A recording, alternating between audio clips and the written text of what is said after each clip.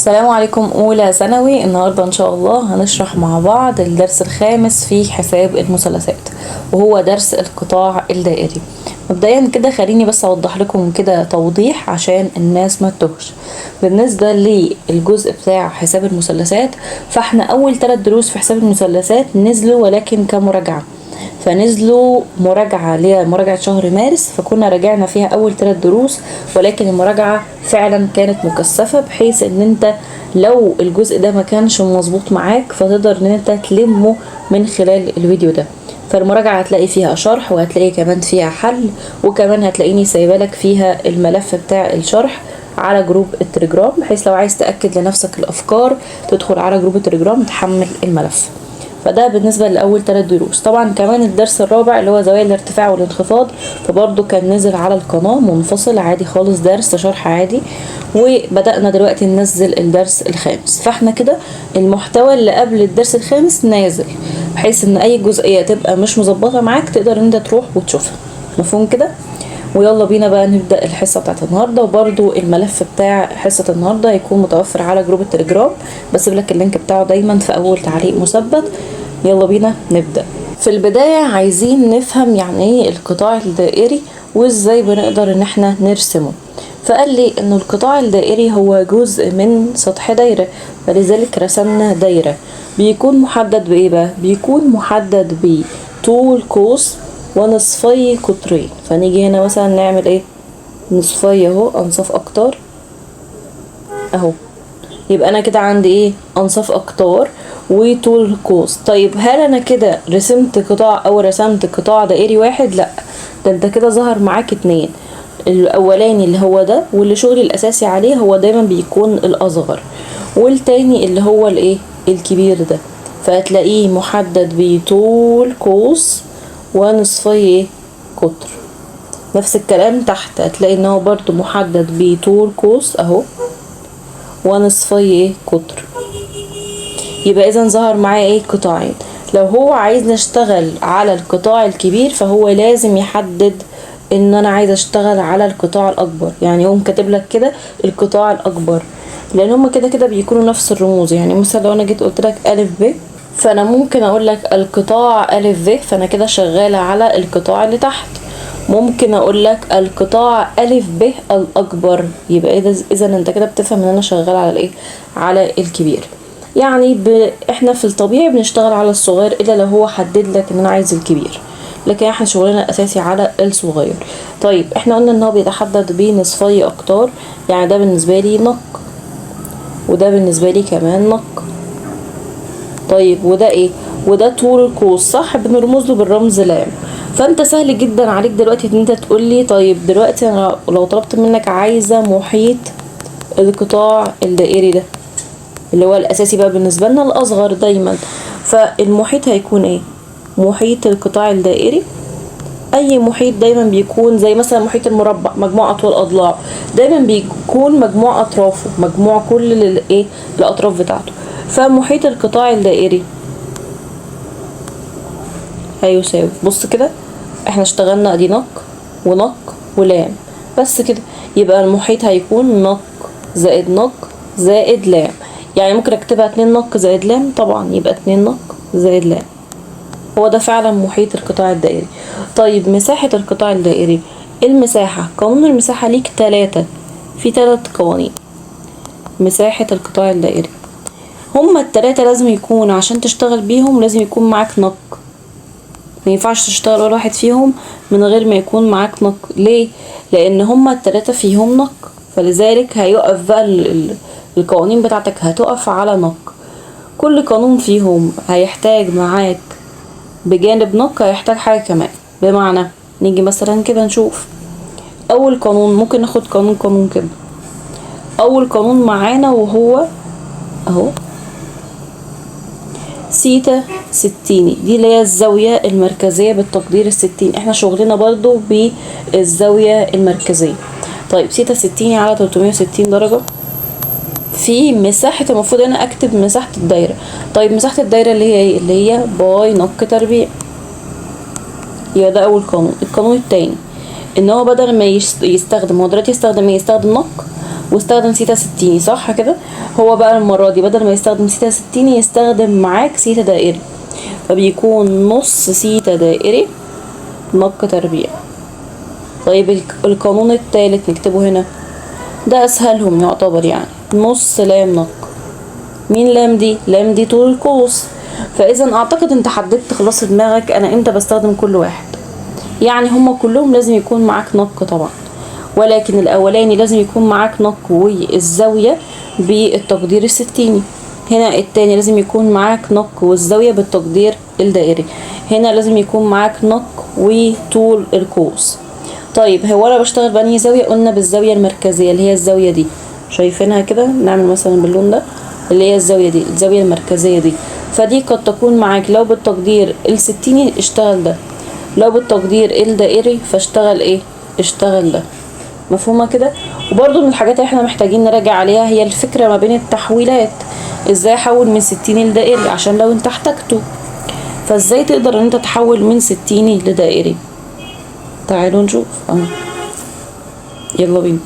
ممكن مثلا ماشي، ممكن نستخدم ده كده من 60 لدائري، دي خدناها قبل كده وقلنا انه اهو. تعالوا لو عايزه احول من 60 لدائري ممكن تحفظ واحده، وهي الاتنين مش محتاجين حفظ بصراحه. ممكن تعكس التاني. من 60 لدائري كنت دايما بقولها لكم من غير حفظ على فكره. هي الفكره ان انت معاك زاويه 60، يعني مثلا 60 درجه، فانت عايزه تتخلص من 60 صح، فطبيعي تقسم على حاجه تحت 60 شبه اللي هي 180، ويبقى اللي فوق باي. اما لو انا معايا دائري وليكن مثلا 2/10 دائري، فعايزه احوله ل60، فهعمل ايه؟ انا عايزه اتخلص دلوقتي من الدائري، فهقسم تحت على حاجه شبهه اللي هو ايه؟ الباي دائري، لكن ال 180 60. الباي طول عمرنا عارفين ان الواي دائري، لكن ال 180 ايه؟ قياس 60، واللي فوق اللي هو العكس 180 بس. فهي مش محتاجه حفظ، يعني هي محتاجه ان انت بس تبقى فاهمها وخلاص على كده، تثبت معاك بقى طول الوقت. فلذلك لو انا من 60 لدائري هضرب فيه باي على 180، والعكس صحيح. لو العكس بالنسبه لي من دائري ل 60 اكيد يعني هضرب فيه 180 على باي، هتقلب بقى بس. يبقى ده بالنسبه لي مهم جدا. طيب في حاجه كمان، القانون الثالث بتاع باي لام نق. القانون الثالث لما تلاقي في حاجه اضافيه ليه، يعني لما تلاقي في السؤال عندك مستخدم المحيط والمساحه، يعني يوم جايب لك محيط القطاع الدائري وعايز منك تستخدم المساحة، وليكن مثلا مديلك ان المحيط برقم ب30 وانه المساحة مثلا ب20، فانت يا ترى تقوم قايل لنفسك يا ترى استخدم انهي قانون للمساحة اسويه بال30؟ استخدم القانون ده ولا القانون ده ولا القانون ده؟ 100% هو القانون الثالث. ليه؟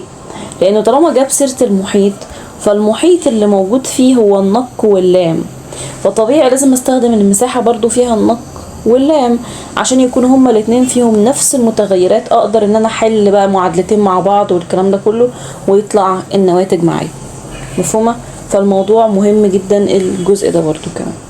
نيجي بقى ان احنا نطبق كده اساسيات الدرس بالنسبة لك انتهت. نيجي ان احنا عايزين نطبق كمان عندي عشان نبقى كل حاجة بقى بالنسبة لي انتهت. نفتكر مع بعض كده المثلث ده اهو، كان بيقول خدته قبل كده، هنقوم عاملين كده اهو، سيتا دائري بيساوي لام على نق. فلذلك ده هيفيدني كويس جدا، بحيث ان انت لو انت عايز مثلا تجيب سيتا دائري وانت معاك لام ونق، اقوم قايل لام على نق بيساوي سيتا دائري. طب لو انا عايز نق نفس الكلام وانا معايا مثلا لام ومعايا سيتا دائري نفس القصه، يبقى لام على سيتا دائري وهكذا.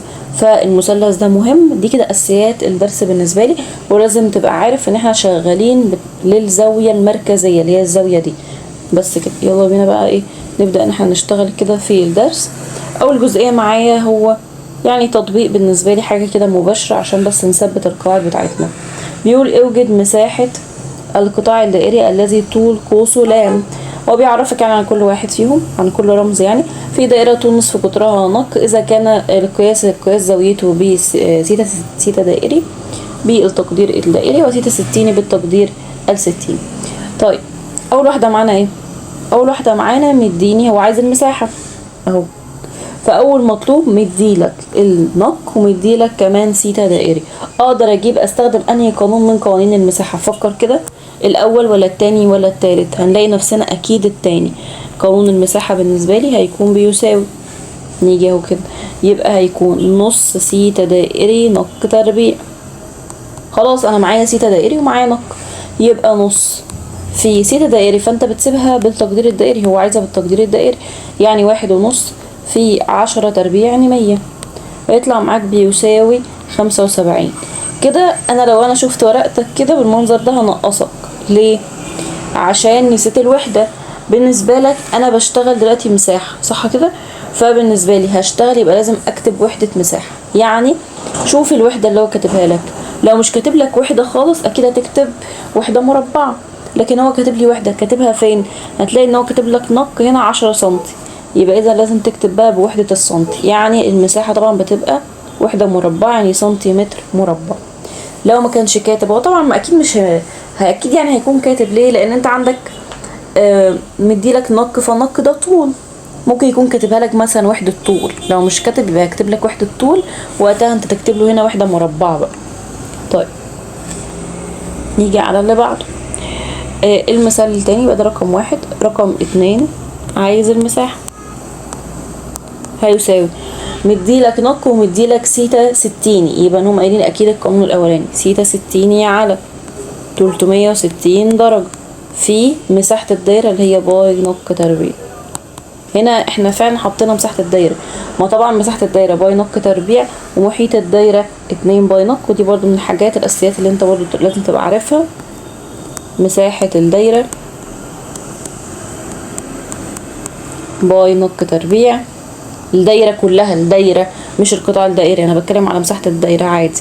ومحيط الدايرة 2 باي نق. طيب نشوف هيطلع معانا بكام. هنعوض، يلا بينا.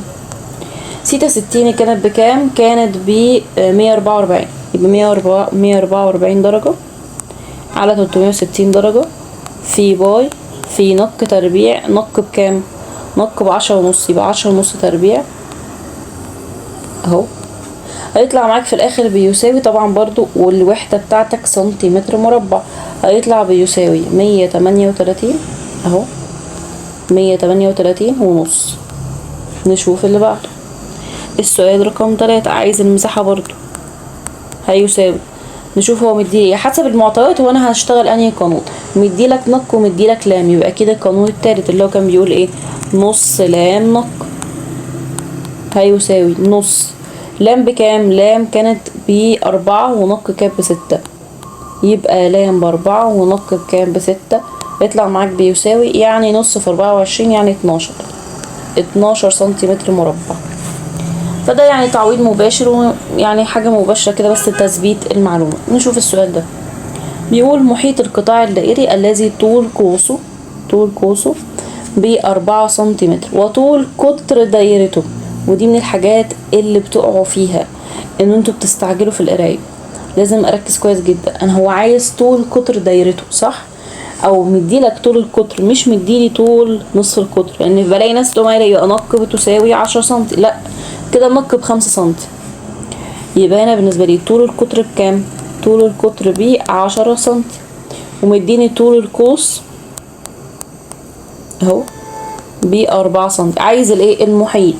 يبقى محيط القطاع الدائري، محيط القطاع الدائري اللي هو 2 باي نق، 2 قصدي نق زائد لا، تمام. يبقى بالنسبة لي اهو الدائري هيساوي 2 نق زائد لا. معاك ايه بقى دلوقتي؟ معاك طول القطر وطول القوس. وطبعا احنا عارفين يعني في حد ممكن يقوم قايل خلاص انا عشان اعوض هنا هقوم جايب ايه؟ نصف القطر ب5 سنتي واعوض. او انت كده كده عارف اصلا ان القطر هو نفسه 2 نق، القطر نفسه بيساوي 2 نق، فهنقوم شايلينه على طول فورا، يبقى 10 زائد 4 بس خلاص، يبقى 14 ايه؟ 14 سنتي. يبقى الاجابه رقم الف. فلازم ان انا اركز كويس جدا وانا بقرا السؤال. طيب نشوف اللي بعده. يعني هو كده بصراحة مسهلة عليكم. يعني لما يبقى مثلا هنا لو حد مثلا خد، نرجع كده، لو حد مثلا خد انه ده نصف القطر، فهشوفها كده هيسهلها ولا لأ. لو ده اخد نص القطر ب10، يبقى هيجي هنا يقوم عايل 20 وهنا 4، فهنا تبقى 24. فهو مسهلها عليكم ليه؟ ان هو مش حاطط 24 في الاختيارات، بحيث ان انت ما توقعش في الفخ، اللي هو لو حتى وقعت فيه فانت تلاقيها مش في الاختيارات فتركز تاني.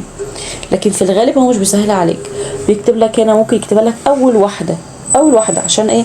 تقع فيه، ان انت تقوم معتبر ان دي نصف القطر من لانك استعجلت في القرايه. طيب يبقى نركز كويس جدا في موضوع القرايه ده. يقول ايه؟ قطاع دائري طول نصف قطره، فاذا النق بالنسبه لي بتساوي 12 سم. محيطه، عايز او مديني المحيط بيساوي 55 سم. مبدئيا كده المحيط ملوش غير قانون واحد، اكتبه 2 نق زائد لا بيساوي 55. ايه ده؟ طب ما انا عارف ان النق بتساوي كام؟ بتساوي 12. طب ما يبقى 2 في 12 زائد لام بيساوي 55. انا ده كله عماله افك، لقيت نفسي كل شويه عماله افك في حاجه، فانا بفك اكيد بستفيد منه يعني. طيب 2 في 12 يعني 24 زائد لام بيساوي 55، يعني اللام هتساوي 55 ناقص 24، يعني تطلع معاك بتساوي 31. هتسيبها كده هنقصك عليها، يعني هم حتى عارفين كلمتي الشهيره دايما اقول لهم ايه، ابص للورقه كده هم قايله له ايه، انا كده هنقصك نص درجه. هو هيفهم فورا ان هو نسي الوحدات. هنا دي لام كانت بالايه؟ الوحده بتاعتي كانت سنتيمتر اهو، كان المساله كلها شغاله سنتيمتر، يبقى لام بالنسبه لي ده طول قوس، طول القوس بالسنتيمتر برضه. فكده لازم الوحدات، طالما ده سؤال مقالي نركز كويس جدا في الوحدات عشان ناخد درجتنا كامله. طيب نكمل كده. اوجد المساحه. طب ما خلاص انت معاك دلوقتي لام ومعاك نق، خلاص معاك لام ومعاك نق، يبقى اكيد هستخدم ايه؟ اكيد هستخدم القانون الثالث للمساحه، او المساحه بتساوي نص لام نق.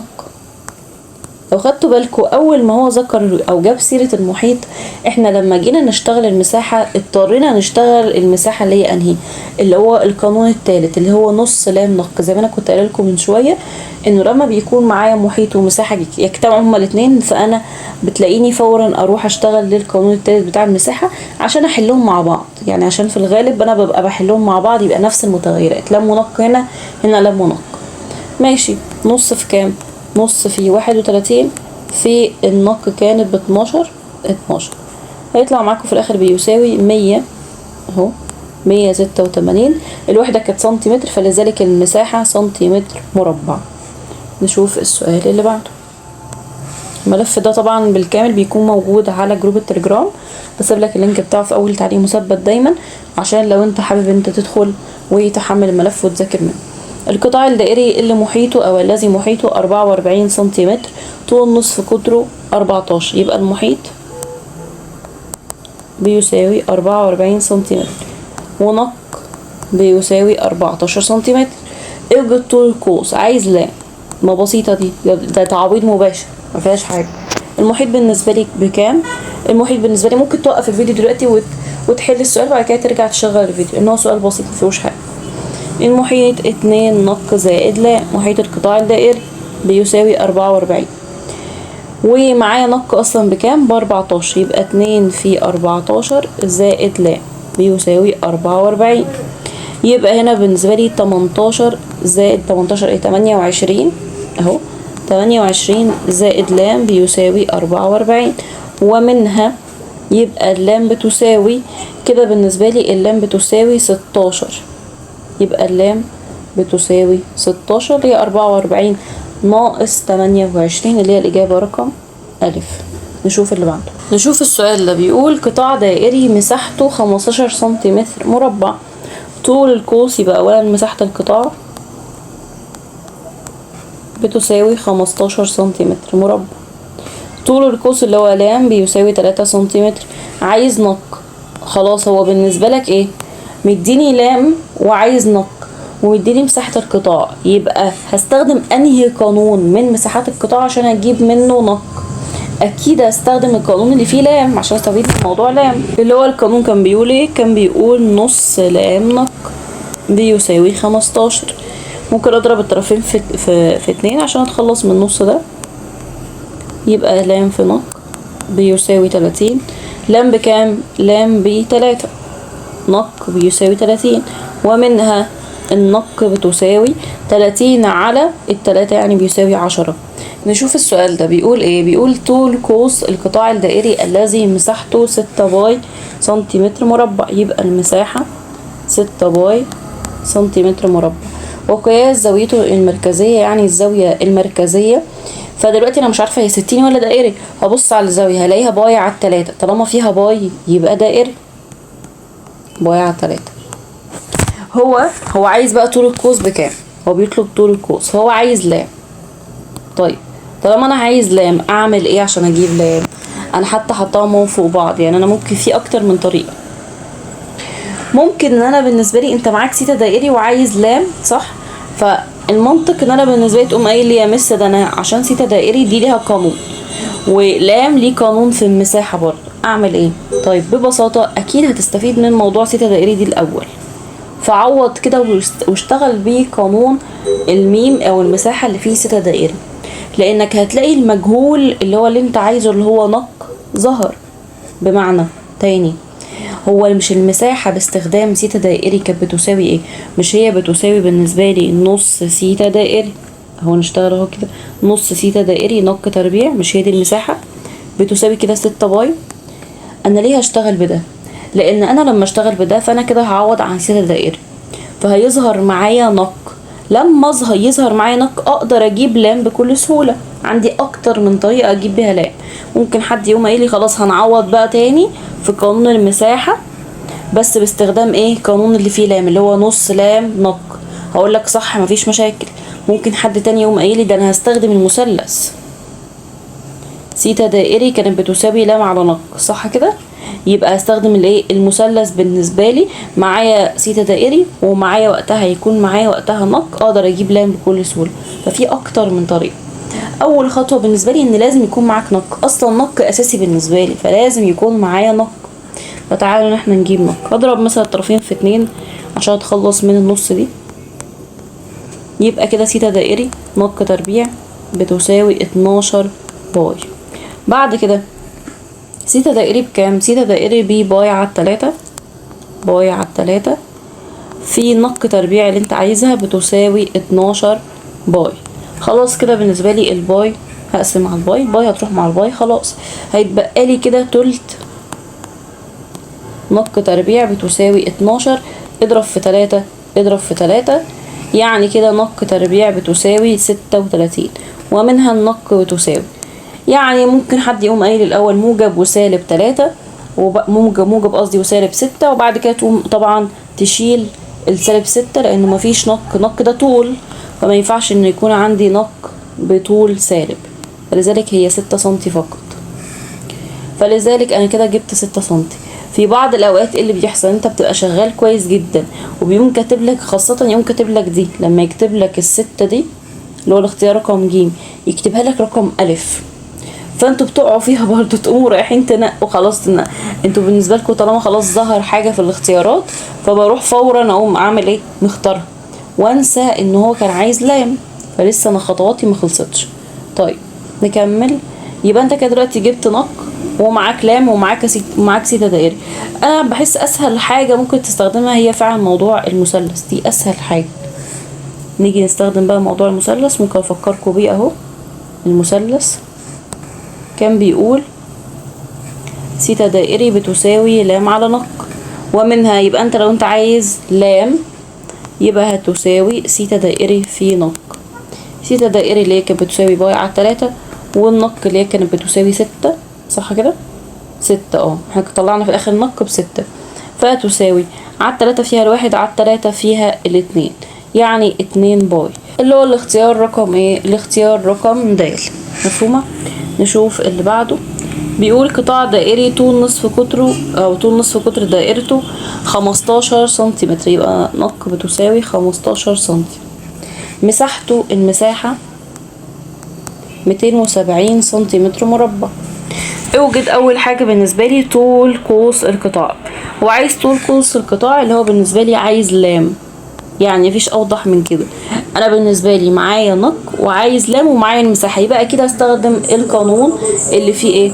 القانون بالنسبه لي اللي موجود فيه اللام اهو، نص لام نق هيساوي 270. خلاص انا بالنسبة لي سهل جدا اجيب اللام.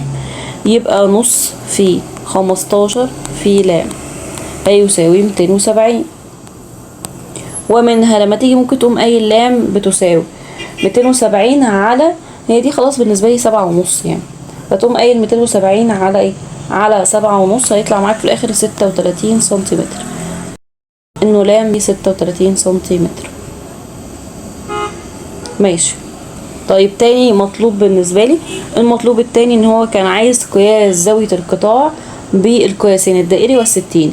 سهلة، انت لو جبت اي واحد فيهم تقدر تحول من للتاني على طول عن طريق ايه بقى؟ التحويل اللي احنا راجعنا عليه في الاول اهو. هات اي واحد فيهم. انا بالنسبة لي حاسة ان اسهل واحد هو سيتا دائري. ليه؟ ولا هتستخدم بقى موضوع المساحة وتروح والقصة دي كلها، عن طريق المثلث فقط. المثلث احنا لسه عاملينه دلوقتي اهو، المثلث فاكرينه؟ هنكتبه تاني، نكتبه تاني مفيش مشاكل. هعمله كده سريعا اهو. المثلث كان هنا بالنسبة لي سيتا دائري لام على نق. فلو انا عايزة ليه؟ لان انا معايا لام ومعايا نق اصلا، فبسهولة جدا اقسم لام على نق تطلع ايه؟ سيتا دائري. تعالى بقى كده نقوم قايلين سيتا دائري بتساوي لام كانت بكام؟ ب36، ونق كانت طالعة معانا او هي اصلا كانت بتساوي 15. فده يطلع معاك على الآلة الحاسبة 2 اهي 2.4. ده قياس دائري فلازم تحط له علامة الدائري كده. طيب عايزة الستيني، حول من دائري لستيني. خلاص انت كده خلصت المسألة. يبقى سيتا ستيني هتساوي سيتا دائري لما تقسمها او لما تضربها الاول في 180 درجة على باي. تمام. يبقى تطلع معاك هتساوي، ليه عملت كده؟ عشان الدائري يروح مع الدائري فيبقى لي 60 يعني 2.4. تطلع معاك في الاخر بتساوي 138 درجة و31 دقيقة. مفهومة؟ نشوف اللي بعده. قطاع دائري مساحته 75 سنتيمتر مربع ومحيطه 35 سنتيمتر. يبقى المساحة بتساوي 75 سنتيمتر مربع والمحيط بيساوي 35 سنتيمتر. اوجد نق. قلت لكم قبل كده انه لما يجيب لي المساحة والمحيط مع بعض ففورا ما تقعدش تسأل نفسك يا ترى هستخدم انهي قانون من قوانين المساحة. على طول اكيد هستخدم القانون الثالث عشان يظهر معاك نفس المجاهيل بتاعة القانون بتاع المحيط. فهي نص لام نق بيساوي 75. طيب والمحيط بالنسبة لي اللي هو 2 نق زائد لام بيساوي 35. فهنا انا معايا فعلا معادلتين كده تقدر تحلهم مع بعض. اقدر احلهم مع بعض. ففي ممكن مثلا تعمل ايه؟ ممكن اضرب المعادلة دي في 2 عشان اتخلص من النص دي، فيضرب. يبقى بالنسبة لي اضرب في 2، يبقى هنا لام نق بيساوي 75 في 2 يعني 150. كده انا جبت لام في نق ب150. طيب ودي بالنسبة لي 2 نق زائد لام بيساوي 35. فانت شيل اي واحدة فيهم يا لام يا نق وعوض عنها بدلالة دي. بمعنى انا ممكن مثلا اقوم قايله انا ممكن بما ان دي اللام لوحدها واقفه كده لوحدها يعني، فانا ممكن اشيل لام دي واعوض عنها بدلاله ايه؟ بدلاله النق. يعني بمعنى هاجي مثلا اقوم قايله ان لام كده بتساوي 150 على نق. انا في اكتر من طريقه على فكره. ممكن حد تاني يقوم قايل ايه؟ طب ما انا ممكن اجيب دي مثلا، اجيب لام بتساوي 35 ناقص 2 نق ويمسكها يعوض هنا. تمام. في اكتر من طريقه فعادي. اهم حاجه ان انت تخلي ان المعادله بالنسبه لك انت بتحاول تصفيهم مع بعض بحيث تجيب قيمه اي مجهول فيهم وتبدا ان انت تعوض بقى تجيب التاني. مثلا وليكن هنعمل بالطريقه دي. يبقى كده لام انت استنتجت هنا ان لام بيساوي 150 على ايه؟ على نق. عوض هنا يبقى 2 نق زائد 150 على نق بيساوي 35. نق دي في المقام فانا ممكن اضرب المساله كلها في نق. هيصبح بالنسبه لي 2 نق تربيع زائد 150 بيساوي 35 نق. وبننسى بتنسوا انتوا تضربوا ال 35 كمان في النق، فما ننساش. خليها بقى معادله. ظهر معاك معادله خلاص، يبقى انت ايه؟ خليها معادله، خليها كلها صفريه يعني، وديها كلها بحيث انها تبقى معادله صفريه. يبقى 2 نق تربيع ورتب سالب 35 نق زائد 150 بيساوي صفر. آلة حاسبة ويطلع النواتج على طول. طيب اهم حاجه بالترتيب على الآلة الحاسبة يعني تبقى مرتب ترتيب مظبوط وكاتب المعاملات مظبوط. بعد كده يطلع معاك نق، اما ان نق تطلع معاك ب10 او انه نق تطلع معاك ب7.5. طيب هرفض اي واحده فيهم ولا اي واحده فيهم تترفض، الاتنين عادي خالص طالما موجبين يبقى ما فيهاش اي مشاكل. فهنا مع كل واحده هيطلع لي لام، فهنا هنقوم قايلين طيب هنا لام هتبقى بكام؟ هتبقى بالنسبه لك بتساوي 150 على 10، يعني تطلع معايا بتساوي 15 سنتي. طيب وتاني واحده لام هتساوي 150 على 7.5، فهتطلع معانا بتساوي 20. يبقى هنا لام طلعت معانا ب15 وهنا لام طلعت معانا ب20. كده انت جبت لام. طيب بعد ما انا جبت لام فكده اهو انا كده معايا لام ومعايا ايه ومعايا نق. طيب تقدر تجيب الزاويه بالقياس الدائري؟ هتقوم قايل لي مس هو عايز بالقياس الستيني مش الدائري. طيب ما انا ممكن اجيب، بما ان سهل معايا جدا ان انا اجيب القياس الدائري، بصوا كده ده انا معايا لام ونق، يعني يا دوب هقسم بس مش هعمل حاجه. يعني سيتا دائري مش سيتا دائري بتساوي لام على نق، فانا اقدر اجيب سيتا دائري بسهوله. يعني انا ممكن اصلا اجيب سيتا دائري واحول في نفس اللحظه. هو ما قايله ايه؟ هي بتساوي لام على نق صح، والناتج اللي هيطلع هتضربه فيه، هتحوله، ما هو ده هيكون دائري فهتحوله اهو. همشي معاك واحده واحده عشان ما تتوهوش اهو. هجيب الاول سيتا دائري لام على نق، يلا بينا. هتساوي بالنسبه لي 15 على 10، يعني هتطلع معاك بتساوي 1.5 دائري. يبقى سيتا 60 هتساوي 1.5 دائري مضروبة فيها، تقسم تحت على اللي شبهها الباي، تضرب فوق في 180، تطلع معانا بتساوي 85 درجة و56 دقيقة. طيب تاني واحدة نفس القصة، سيتا دائري هتساوي لام على نق، تقوم قاسم 20 على 7.5، تطلع معاكم بتساوي 8 على 3 دائري. تمسك دي بالظبط وتقوم ضاربها في باي على، او قصدي في 180 على باي. نيجي بس نعمل دي كده عشان يبقى في مساحة، وتقوم ضاربها في 180 على باي، تطلع معاك الزاوية بقى عادي خالص. يبقى سيتا 60 هتساوي 8 على 3 برضو دائري في 180 على باي، تطلع معاكم الزاوية بتساوي، نعمل كده، تساوي 152 درجة و47 دقيقة. بس كده انت جبت الزاوية مفيش اي مشاكل. فلذلك لما انا حليت المعادلتين مع بعض ظهر معايا لام ونق، على طول اقدر بكل سهولة اجيب سيتا 60. حتى لو هو ايه قال لك سيتا 60 مش سيتا دائري، هات سيتا دائري هتبقى سهلة جدا بالنسبة لك، وهات منها سيتا دائري، سيتا قصدي ايه 60 بعد ما انت تجيب. طيب ممكن بس نجيب دي كده على جنب عشان يبقى ماشي اهو. نشوف بقى اللي بعده. معايا رسمة، فتعالوا في الرسم بيبقى عامل ازاي، تعالوا نشوف. بيقول لي ربع دايرة، نشوفها اهو كده. بيقول لي ربع دايرة مركزها م، فإن مساحة الجزء المظلل. فين الجزء المظلل؟ هو يمكن مش واضح هنا قوي فهوضحها لكم اهو. ده الجزء المظلل، ده كان الجزء المظلل اللي بالاخضر اللي انا عاملاه ده. طيب عشان اجيب المساحة كنا دايما متفقين ان عشان اجيب اي مساحة طالما دي، اولا هو بيقول لك مساحه الجزء المضلل، فانت لو السؤال ده جالك في الامتحان، احنا دلوقتي عشان بنطبق على القطاع الدائري فعارفين ان ده خلاص قطاع دائري، ولكن هو بيقول لك مساحه الجزء المضلل، فانت لازم تستنتج هو ده قطاع دائري ولا لا. فبص كده، لازم بص له كده بصه سريعه، هتلاقي والله ده فيه قوس وهو محدد بيه نصفي قطر، يبقى خلاص طالما فيه قوس ومحدد بيه نصفي قطر يبقى ده ايه؟ قطاع دائري. فاحنا كده استنتجنا اول جزء. تاني جزء بالنسبه لي، انا عندي 3 قوانين للمساحه.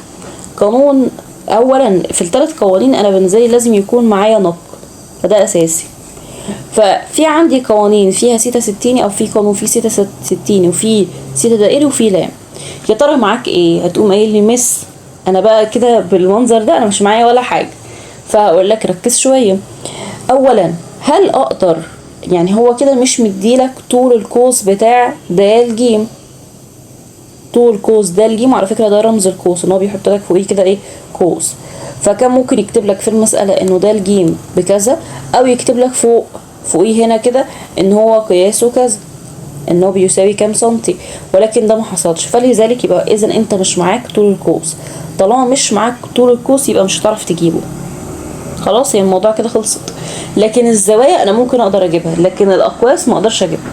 طيب نق يا مس اللي انا ما اقدرش استغنى عنها، لازم تكون معايا في اي قانون مساحه لازم تكون معايا. هقول لك هو مديلك فعلا نق. فين نق؟ اهي نق، بصوا اهي م الف دي، ما هي دي نق، مش هو دي 10 سم يبقى دي كمان 10 سم، يبقى دي كمان 10 سم، يبقى دي كمان 10 سم. ما هو النق بالنسبه لي اللي هو بيكون ايه، من المركز لحد ما بخبط في الدايره، يبقى بالنسبه لي من المركز لحد ما بخبط في محيط الدايره كده. فبالنسبه لي نق ده نق، يبقى نق كده انت استنتجت انه نق معاك بتساوي اصلا 10. ماشي. طب الزاويه، اولا ده بيقول لك ربع دايره، فربع دايره هو كمان عامل لك الرمز بتاعها اهو، يعني هو كمان مميزها لك وعامل لك ايه هنا قايمه عشان لو مخدتش بالك، لان طبيعي بطبيعه الحال اي ربع دايره هيكون ايه، ده قائم ده قائم ده قائم كل ده قائم، فخلاص فبالنسبه لي ده قائم. فلذلك هو مديلك الزاويه دي والزاويه دي، تقدر تجيب دي طبعا 90 ناقص مجموعهم، يبقى قياس الزاويه المركزيه اللي انا عايزها وانا هقدر كده اجيبها بالقياس الستيني، يبقى اذا اكيد انا هستخدم كده القانون اللي فيه ستيني، يبقى سيتا ستيني هتساوي 90 ناقص مجموعهم، يبقى 90 درجه ناقص مجموعهم اللي هو 28 درجه زائد كام، زائد 26 درجه اهو، هيطلع معاكم على الآلة الحاسبة بيساوي 36 درجة. يبقى دي الزاوية. نقدر نشتغل بقى ايه القانون بتاعنا، سيتا ستيني على 360 درجة في المساحة بتاعة الدايرة اللي هي باي نق تربيع. ليه هتلاقيني دايما بقول لما باجي اكتب القانون ده مساحة الدايرة، عشان في افكار بتلاقيه اصلا مديلك مساحة الدايرة، ممكن مثلا يكون مديلك الزاوية ومساحة الدايرة، فانت فورا هتشيل دي تعوض عنها بمساحة الدايرة على طول، فلازم تبقى عارف ان دي هنا مساحة الدايرة. طيب هنعوض، يبقى 36 درجة على 360 درجة في باي في نق تربيع، نق كان بكام، ب10، يعني 10 تربيع يعني 100، هتساوي اولا لما تيجي تبص سريعا على الاختيارات هتلاقيها كلها باي، كلها فيها باي، فلذلك انا هحافظ على الباي ده هسيبه زي ما هو، وهعمل ده بس على الآلة الحاسبة، هيطلع معاكم في الاخر بيساوي 10. فهنا بالنسبة لي 10 باي، طبعا احنا كنا محافظين على الباي، يبقى الناتج النهائي 10 باي. نشوف اللي بعده اهو، نشوف السؤال اللي بعده. السؤال اللي بعده بيقول ايه، عندي دائرتان متحدتا المركز، يعني هما الاتنين ليهم نفس المركز، فواضح ان كان في الدايره الاولانيه اللي هي الدايره دي وكانت مكمله بقى، والدايره التانية اللي هي دي برضو. طيب ماشي، هو كان عايز ايه، كان عايز مساحه الجزء المظلل، فعشان اجيب مساحه الجزء المظلل هعمل ايه، اولا الجزء المظلل خليني ان انا اظلله اهو، عشان ايه هو مش ظاهر اصلا، اللي هو الجزء ده اللي باللون الاخضر ده. فالسؤال زي ما احنا سألنا المرة اللي فاتت نفسنا برضو، انه هل ده قطاع دائري، هتقوم قايل لي لا ده مش قطاع دائري. الجزء ده هل ده قطاع دائري، لا ده ممكن اقوم قايل عليه قطاع دائري، ده ان هو ده الكبير ده مثلا ده قطاع دائري، انه في قوس وايه ونصفي قطرين، والتاني ده برضو قطاع دائري، ده قطاع دائري. اما ده حاجة كده ما بينهم، صح؟ برافو عليك، انت كده وصلت لحل السؤال. لما تيجي تقولي ده حاجة كده ما بينهم، يبقى انت وصلت لحل السؤال. يعني مساحة الجزء المظلل هو ممكن اقوم قايلة هو مساحة القطاع الكبير ناقص مساحة القطاع الصغير. فعلا انا لو جبت مساحة القطاع الكبير ناقص مساحة القطاع الصغير هيديني مساحة الجزء المظلل ده اللي انا معرفش اسمه ايه اصلا. برافو عليك، ممتاز. طيب نفس اللي انت قلته ده بالظبط ده اللي احنا هنحله، بس خلاص انت كده جبت الخطوات. نيجي اهو بقى كده، يبقى مساحة الجزء المظلل، نيجي اهو كده المظلل هيساوي مساحة القطاع الأكبر، ممكن أسميه اللي هو الكبير، مساحة القطاع، أو إنك تسميه باسمه، بس عشان أنا هو بكتب سؤال عادي اختياري، مساحة القطاع الأكبر ناقص مساحة القطاع الأصغر، عادي خالص. ده سؤال اختار بالنسبة لي، اكتب باللي يريحك، عايز تكتب بالرموز عايز تكتب بالطريقة دي براحتك عادي. طيب يلا بينا، هنقوم قايلين هيساوي مساحة القطاع الأكبر. مساحة القطاع الأكبر اللي هو كان ايه، اللي هو بالنسبة لي الكبير ده اللي هو ده، فقالوا مقايلين ان احنا عشان نجيب المساحة معاك ايه فيه اصلا، معايا طول القوس ومعايا كمان نصف القطر. طيب ممتاز، يعني انت هتستخدم اكيد القانون بتاع نص لام نق، تمام. يبقى هنا بالنسبة لي نص لام نق، نص لام نق اللي هو هيساوي ايه، ناقص احنا معرفش ده بقى ايه، بس ده هيساوي نص في لام كانت اللي هي 9 في نق اللي هي 6، نص في 9 في 6 هيطلع معانا بيساوي. احنا ممكن نحل ده الاول وبعد كده نعمل عملية الطرح، ماشي؟ فهنحل الاول مساحة الاكبر وبعد كده نعمل عملية الطرح زي ما احنا قلنا. طب يلا بينا، هيساوي، نشيل ده بس كده، يلا بينا اهو. عايزين نرتبها بس شويه كده. طيب يبقى بالنسبه لي كده كام؟ كده 3 في 9 يعني 27 سنتيمتر مربع، لان دي مساحه. يبقى ده كده بالنسبه لي مساحه الاكبر اللي هي مساحه واحد مثلا، نسميها ميم واحد. طب مساحه التاني اللي هو الاصغر، انهم قايلين مساحه التاني. بصوا كده، والله يا مس انا معايا طول نصف القطر، برافو عليك، اللي هي كام؟ 4. ولكن هل معاك طول القوس؟ لا. هل اقدر اجيب طول القوس؟ اتفقنا ان طول القوس مش هتعرف تجيبه، لكن تعرف تجيب الزاويه. طيب بص كده، نقدر نجيب الزاويه دي مثلا. ها، فكر كده شويه. طب في اي حاجه مديها لك؟ بصوا كده، هو كان مديني هنا طول القوس ده بس، ومديني نصف القطرين دول. اقدر اجيب الزاويه دي ولا ما اقدرش؟ عايزاك توقف سنه كده وتفكر فيها. هو على فكره قدامك الحل، يعني يعتبر قدامك الحل، بس محتاج تركز بس شويه. فوقف سنه كده، فكر فيها، وبعد كده ارجع تاني للفيديو. طيب احنا لو ركزنا كده شويه هنلاقي ان هو اصلا قايل لي ان الدايرتين متحدتا المركز. اكيد هو مش جايب موضوع ان هما الاثنين نفس الدايره، انه بس كده، انه اكيد هستفيد من الموضوع ده. استفيد منه في ايه؟ ان اولا الزاويه دي في القطاع ده، اللي هي الزاويه الخاصه بالقطاع ده، هي نفسها الزاويه برضو بتاعه القطاع ده، صح كده؟ يعني الزاويه المركزيه للقطاع الكبير هي نفسها الزاويه المركزيه للقطاع الصغير اللي انت عايزها، مظبوط؟ طيب انا دلوقتي مش عارف اجيبها للقطاع الصغير، بس انا عارف مساحه القطاع الكبير. احنا لسه جايبين مساحه القطاع الكبير بكام؟ ب27. ومعاك في ايه؟ ومعاك في لام، ومعاك في نق. يعني معاك في اللي يهمني نق. طيب ما اقدرش اجيب الزاويه؟ طبعا اقدر اجيب الزاويه. ما انت معاك المساحه ومعاك نق. اقدر اجيب سيتا مثلا، يا ستيني يا دائري، اي واحده فيهم، وليكن مثلا ستيني. اقدر اجيب سيتا بالستيني طبعا. يبقى المساحه بتاعه الاكبر المفروض بتساوي 27. يبقى فكره ان هما متحدتا المركز يعني نفس الزاويه، يعني هما الاثنين القطاع الدائري ليهم نفس الزاويه، فلذلك بالنسبه لي ده اكيد هيفيدني مليون في الميه. ففادني في الموضوع ده بقى.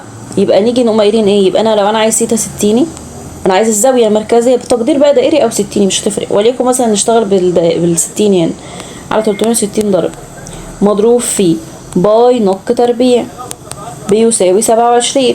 ما هو انت اصلا في القطاع الاكبر معلومه عندك اللام، ومعلومه عندك النق كمان، فالنق هو اللي ايه يلزمك في السؤال ده او في الحل ده دلوقتي. يبقى تقوم قايل يبقى سيتا ستيني على 360 درجة في، نيجي اهو كده، في باي نق تربيع. باي نق تربيع كانت بكام؟ كانت كنا جبناها بكام؟ نق تربيع اللي هي دي كلها، يعني 6 تربيع يعني 36. هتساوي 36 هتساوي 27. نقدر نصفي، نقدر ان احنا نصفي، نقوم قايلين ممكن اقوم قايله دي مثلا، دي هتروح على الواحد، دي على 10. يبقى سيتا ستيني في باي، ممكن اضرب هنا 10 في الطرفين، فيبقى بالنسبه لي هنا 270. وبعد كده منها انه السيتا ستيني تطلع معانا بتساوي 270 على الباي. نحسبها على الآلة الحاسبة ونطلعها كده، هتطلع بتساوي 85. نيجي اهو كده 85 درجة و56 دقيقة، كفاية كده. يبقى انا كده عرفت الزاوية بتاعتي خلاص. تقدر تجيب المساحة التانية؟ نقدر نجيب المساحة التانية عن طريق الزاوية، اقدر اجيبها بكل بساطة. نيجي بقى كده نجيب المساحة. يبقى المساحة التانية هتشتغل بنفس القانون، يعني ممكن اخد القانون نفسه اصلا واشتغل بيه. ومعاك دلوقتي النق بتاعته، ولكن نق القطاع الاصغر كانت 4، ما كانتش مش زي الكبير، النق مختلف. يبقى نيجي هنا عشان القطاع الثاني نقوم قايلين هيساوي الزاوية. طلعت معاك كام؟ طلعت معايا بتساوي 85 درجة و56 دقيقة وعلى 360 درجة في باي في نق تربيع، اللي هي بالنسبة لي احنا قلنا ان هي 4 اهي. بصوا اهي 4 اللي هي دي 4، فلذلك لان هي للقطاع الصغير يبقى 4 تربيع. 4 تربيع يعني 16. فنحسب ده كله برضو على الآلة الحاسبة، يطلع معاكم في الآخر بيساوي، هيطلع معاكم في الآخر 12 سنتيمتر مربع. وهي دي كانت المساحة التانية. دي كانت ميم 2 لو تفتكروا، دي كانت ميم 2. ممكن أعملها مثلا كده لون عشان تبقى مميزة بالنسبة لكم. يبقى ميم الأولانية كام اللي هو الرقم اللي فوق ده 27 اللي بالأخضر، وميم التانية كانت ب12.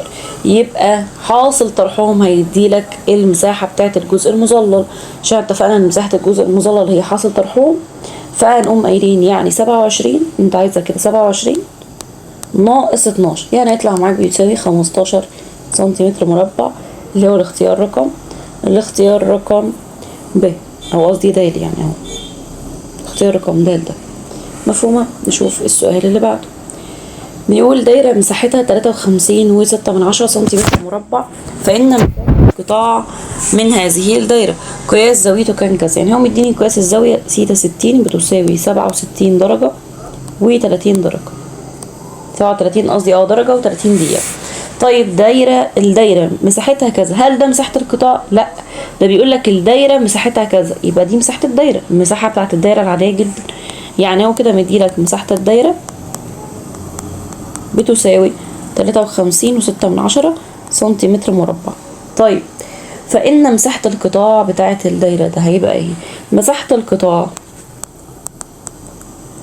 انت اصلا بتستخدم سيتا 60 اهو، بس هو اصلا لما يعني ده ممكن كان يجيلك على فكره بدل سيتا 60 يجيب لك مثلا سيتا دائري، يجيب لك اي حاجه تانية، يجيب لك يا 60 يا دائري. هو سهل عليك لما جابها لك 60، لان انت كده اجباري هتشتغل بالقانون ده على 360 درجه اهو في باي نق تربيع. لكن هو برضو بمجرد ما هو اصلا يجيب لك مساحه الدايره، فمساحه الدايره دي هي ظاهره في قانون واحد فقط، وهو القانون اللي فيه سيتا دائري، سيتا 60 قصدي، اللي هو ده. عشان انا دايما لما اجي اكتب ده كنت دايما بقول لكم ان ده باي نق تربيع اللي هو مساحه الدايره، دايما اكررها دي مساحه الدايره دي مساحه الدايره عشان الناس ما تنساش. يبقى ده هو نفسه باي نق تربيع بس. يبقى هيساوي 67 درجه و30 دقيقه على 360 درجه في باي في نق تربيع اللي هو او في باي في نق تربيع اهو، هو جايبه لك اصلا كامله ب53.6، تطلع معانا بتساوي، طلعت ب10.5 كده، او 5 قصدي من 100. فكده بالنسبه لي سنتيمتر طبعا مربع عشان دي مساحه. اني حد في الاختيارات، هو هنا عامل لك طبعا علامه التقريب عشان تقربها، وكاتب لك 10 و11 كمان في الاختيارات، فهي بالنسبه لي مش هتتقرب، لان انا بالنسبه لي ايه ده، دي 5 من 100. طيب يبقى هتبقى بالنسبه لي 10 عادي خالص اهو. نشوف اللي بعده. نشوف السؤال ده بيقول ايه. بيقول مساحة القطاع المظلل بيساوي ايه. فين القطاع المظلل؟ هنقول القطاع المظلل اهو اللي هو اللي بالاصفر ده. طيب القطاع المظلل ده المساحة بتاعته ايه؟ اولا هتلاقيه مديلك لام، انه لام اهو كاتب لك كده دي 5 سنتي، فاذا ده لام بيساوي 5 سنتي، دي حاجة. الحاجة التانية ان هو كمان جايب لك الزاوية، ان الزاوية ولكن جايبها لك بالقياس الايه 60، يبقى 60 درجة. طيب مديني قياس ما شاء الله، يعني جايب لك الزاوية بالقياس الستيني، وجايب لك لا، ولكن مش جايب لك اصلا نق اللي انت تقدر انت تشتغل بيها عشان تطلع الايه، تقدر تشتغل. لازم يبقى معاك نق عشان تشتغل، يا اما القانون اللي فيه لام يا اما القانون اللي فيه سيتا 60 صح. فانت كده وقفت، هعمل ايه؟ اكيد هشتغل بالمثلث. يعني انا معايا زاوية ومعايا لام، يبقى اكيد بالمثلث، مش محتاجة حاجة. طب هتقولي يا مس ما دي زاوية بس بالقياس 60، هقولك برافو عليك، يبقى حولها للقياس الدائري بس، موضوع بسيط. لام على، او هنا بالنسبة لي سيتا دائري، لام على نق. يبقى هنا انا عايزة احولها الاول للقياس الدائري، يبقى لهم قايلين سيتا دائري هتساوي 60 في 60 درجة في باي على 180 درجة، هيطلع معاكم بيساوي باي على 3. يبقى اصبح سيتا دائري بباي على 3. نقدر نجيب منها بالنسبه لي معايا سيتا دائري دلوقتي ونق، اقدر اجيب اهي المثلث هعمله تاني اهو، سيتا دائري هتساوي لام على نق، يبقى النق هتساوي لام على سيتا دائري، لام على سيتا دائري ده اللي هو هيديني النق بس. خلاص يلا بينا بقى ايه نقسمهم على بعض. يبقى باي على 3 على 5،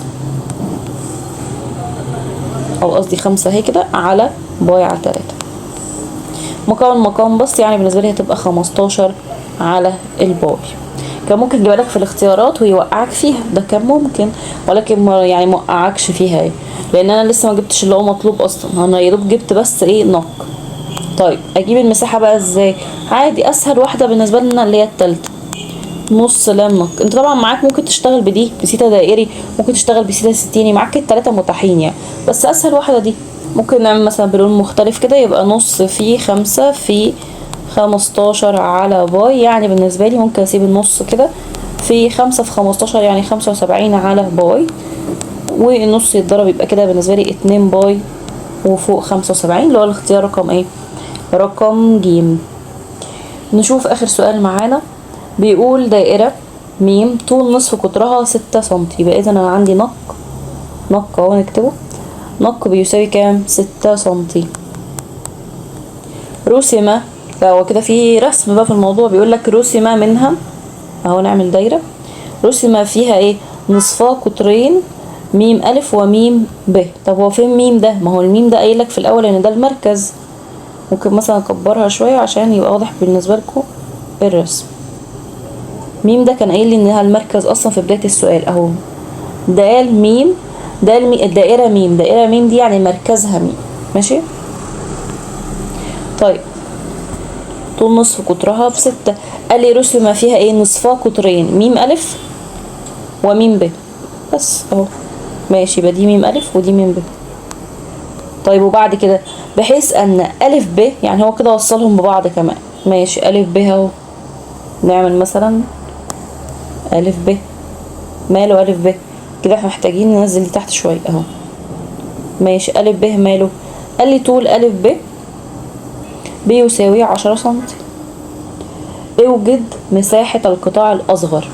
مساحة القطاع الأصغر ميم ألف ب. ميم ألف ب يعني يقصد بإيه؟ يعني يقصد ده، ميم ألف ب اللي هو ده. كان لو هو كتب يبقى هو بالنسبة لي كان ممكن يطلب منك الأكبر، هو دلوقتي الطالب الأصغر اللي هو العادي اللي احنا دايما شغالين بيه اللي هو الأصغر اللي هو ده، فقايل لي قايل لي ميم أهو، ميم ألف ب اللي هو ده. طيب ماشي، هو عايز القطاع ده او البسيطة، عشان يبقى اجيب اي مساحة محتاج نق، خلاص هو انت معاك نق. طيب محتاج ايه جنب النق؟ محتاج يا اما لام يا اما زاوية يا اما اي حاجة من الحاجات دي كلها، يا اما لام يا اما زاوية. زاوية بقى قياس ستيني دائري، اي واحدة فيهم. هلاقي نفسي مش مديني اصلا لام اللي هو طول القوس، فلذلك خلاص استبعد الفكرة دي، يبقى انت اكيد هتشتغل بالزاوية. هو مش مديلك زاوية، بس انت تقدر تجيب الزاوية لكن ما تقدرش تجيب طول القوس زي ما احنا كنا اتفقنا. طيب اعمل ايه؟ يبقى احنا دلوقتي حددنا المشكلة، ومشكلتنا ايه؟ ان احنا مش عارفين الزاوية دي. الزاوية دي احنا طبعا شغالين دايما على الزاوية المركزية، الزاوية دي. فاذا انت فكر، هتوقف الفيديو وتفكر ازاي اقدر اجيب الزاوية دي. لازم توقف الفيديو وتفكر. على فكرة انا بعمل كده في الدرس، بقوم قايله بس طبعا مش بوقف الفيديو، بوقف انا يعني، وبقوم كاتبه السؤال وندردش كده فيه شوية، وبعد كده فكروا، اسمع الافكار، عشان انت لازم تشغل دماغك، مش احل على طول وخلاص كده واحل الفكره بتاعتها كذا، لا لازم تشغل دماغك، يمكن فعلا توصل لفكره، ففكر وبعد كده ارجع تاني ايه شغل الفيديو. طيب لو وصلت للفكره يبقى انت ممتاز جدا. طيب تعالوا بقى نشوف الفكره بتاعتها بتبقى عامله ازاي. انا عشان اجيب الزاويه دي فمش قدامي حل غير ان انا اسقط عمود، نسقط كده ايه عمود من الزاويه بتاعتي. كده انا اسقطت عمود على ايه؟ على الف ب اللي هو كان طوله 10 سنتي، فانا لما اسقطت عمود اسقطت عمود وينصف الف ب، يبقى هنا اصبح ده بالنسبه لي 5 سنتي وده 5 سنتي. يبقى ثواني بقى كده نكتب 5 سنتي و5 سنتي دي اهو، دي 5 سنتي 5 سنتي، ماشي. اصبح بالنسبه لي كده انت عايز ايه؟ انت عايز الزاويه دي كلها. طب انا هقول لك بلاش نشتغل الزاويه دي كلها، خلينا نشتغل الاول في مثلث، وليكن مثلا هنرمز لدي مثلا وليكن بالرمز د، فاصبح معايا ده مثلث اسمه الف د م، وهطلعه بره خالص. انت عارف دلوقتي بما ان هو خلاص انا نزلت ايه، نزلت ضلع كده او نزلت خط كده قائم على ألف ب وينصف ألف ب، فإذا بالنسبة لي خلاص هو ده قائم وينصف، فأصبح دي 5 سنتي. ممتاز. انتوا عارفين أنا عملت ايه دلوقتي؟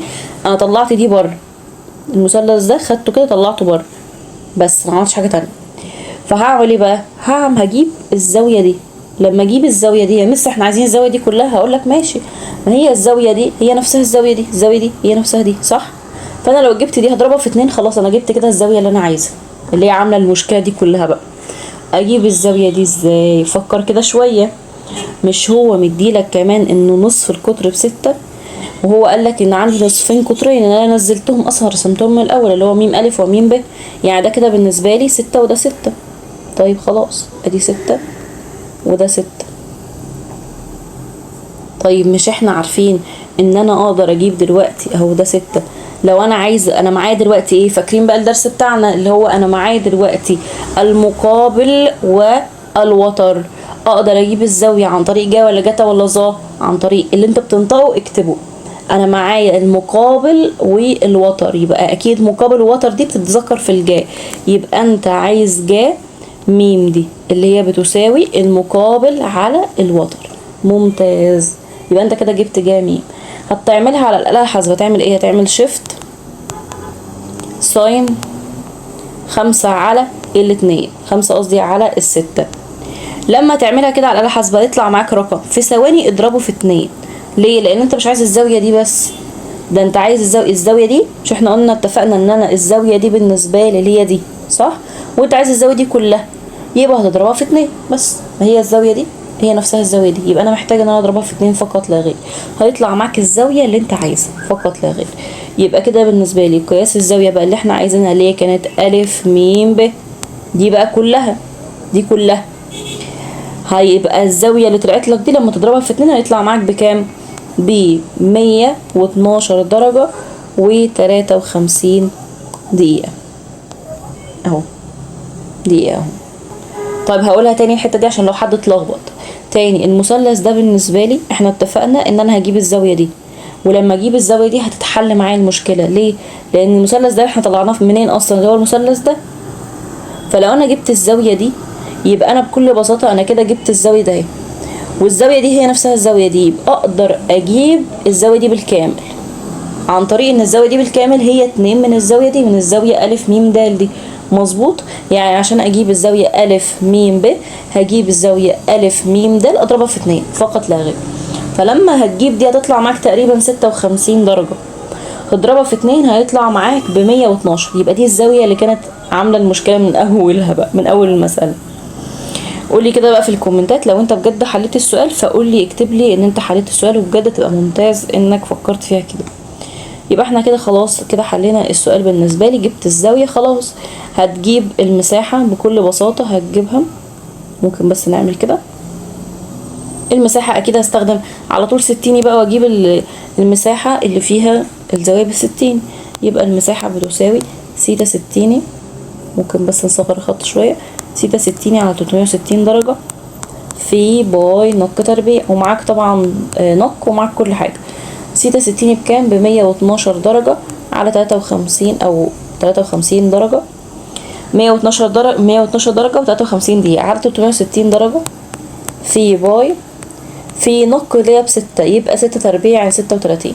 هيطلع معاك في الآخر بيساوي 35 و46. ها هننقص نص درجة، أنا هنقصكوا نص درجة ها سنتيمتر مربع. دايما بقول لهم على طول ايه هتنقص نص درجة، بيعرف ان هو نسي الوحدة فورا. يعني كده يكون درس القطاع الدائري يكون انتهى. وما تنساش ان الملف ده بيكون متوفر على جروب التليجرام، بسيب لك اللينك بتاعه دايما في اول تعليق مثبت. واشوفكم على خير ان شاء الله الحصة الجاية. سلام.